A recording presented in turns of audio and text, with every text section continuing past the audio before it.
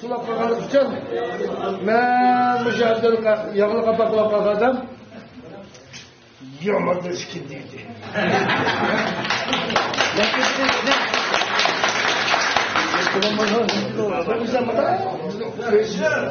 Hoş. Oturğurak gelip çınarak sözlerler. Hay mana. Sen müşteri kayırmakçıya başını olup konuşuyordun ya. Hayatını o zaman kadar konuşuyordun ya. Ben sen füdüvekle tanıştım. Oynamaydı o.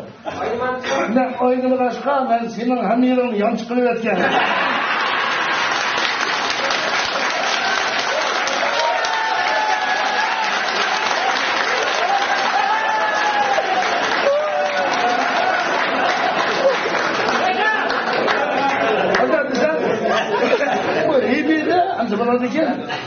Yedi çapan dedik burun.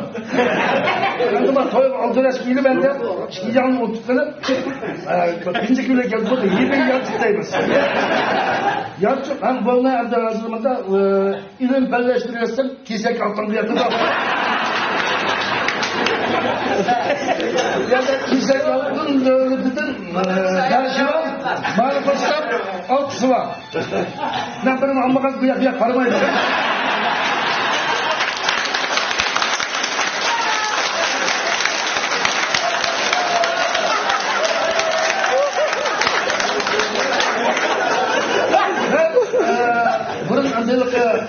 Kamçılıkını tutuş için hata yapmalarını kaydırıp var.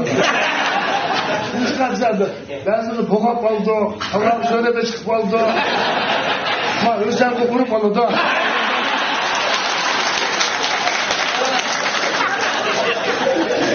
Ben alsam satınca kolgaçta talak çıkıp bir oldu. Ben ola dikenlerde bana oturuşta kalkan uzun, ayakla uçup ölmek kılalı.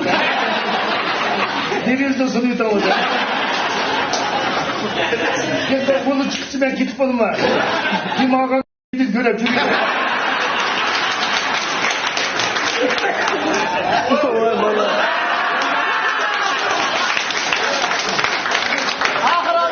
Ya kolum kalmadı. Kaydırıyor da. Yiyiş gelmez buna olan. Birine kaydırırsa. Ama işte yandırmaydı.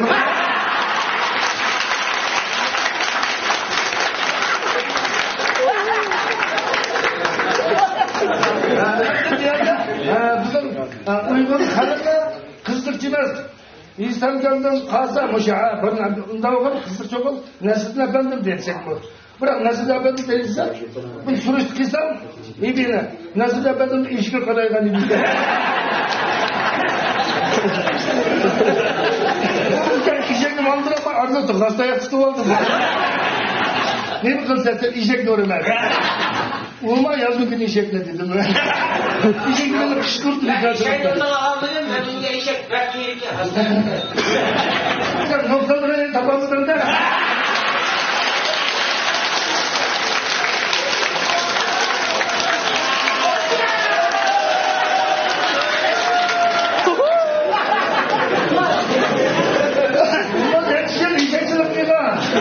Ama seninle de işek tutmayız. Bunu da tutalımız var iyi açıkçası. Şuradan giyindim onun modu.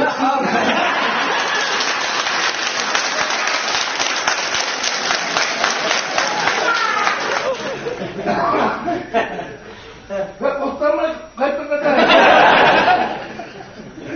Bir kavga oldu tutmaz. Bir üstüne bizden mağdurdan bir diğer oğut alaydı. Bankacının azı kazılaydı, bankacı gelse kızıl kazılaydı ki, seyfacının ki, ayağlı oladı, şimdi dünyanın fıyık gelip ki, şu tirkiye talapı bir divanı gelip ki, bir koyuyorsa, soğusuna, kulunun üstüne, yaşık şarkı zileli, sen şüphesiz onu fıyık gelip